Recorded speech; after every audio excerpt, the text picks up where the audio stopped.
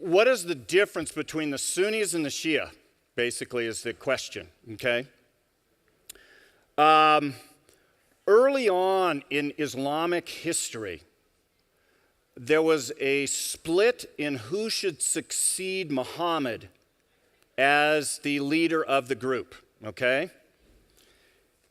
And there was 4 caliphs, and I'll see if I can remember them off the top of my head, but the first one that succeeded Muhammad was a gentleman by the name of Abu Bakr, okay?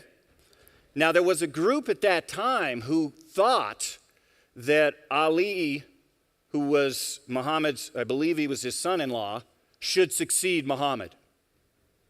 But he wasn't the one to succeed him, it was Abu Bakr. And then there was, I believe the next one was a gentleman by the name of Umar, who succeeded Abu Bakr, and we still had the Ali faction. Okay? And then there was another one who succeeded him, Uthman, and there was still an Ali faction, and finally Ali succeeded him. So those were the 4 caliphs, okay? Now the basic difference is, or one of the basic differences, a question as to who should be the rightful successor to Muhammad. The Shia believe that Ali was the rightful successor, okay? The Sunni do not. And so it's a question of succession. Who holds the authority? Who holds the rightful place to positions of leadership within the Muslim community? They're very similar on a lot of things, okay?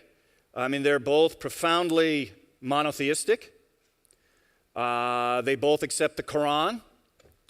It is, and in some ways it seems surprising to us, well, it's if there's so much different or similarity, why this ferocity between over these differences of succession? To them, they're very important. And it's interesting to note that the Sunnis far outnumber the Shia. Now, the Sunnis, roughly 85%, 80-90% of the Islamic population is Sunni. And roughly 15% or thereabouts is Shia.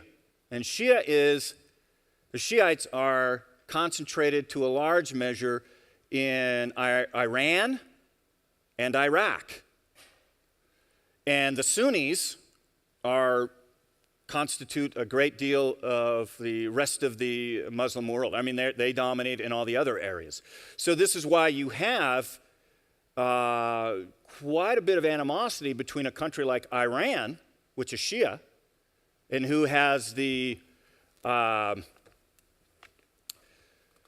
leaders, ayatollahs and whatnot, and the Sunni, and Saudi Arabia, which is the home of Mecca, but is Sunni. So there's that. It's a difference in succession and a difference in leadership within the Islamic community. The Sunnis are far outnumber it, but the Shias are a significant force in some very countries that are very significant to the Americans. So that's the basic difference, is that succession.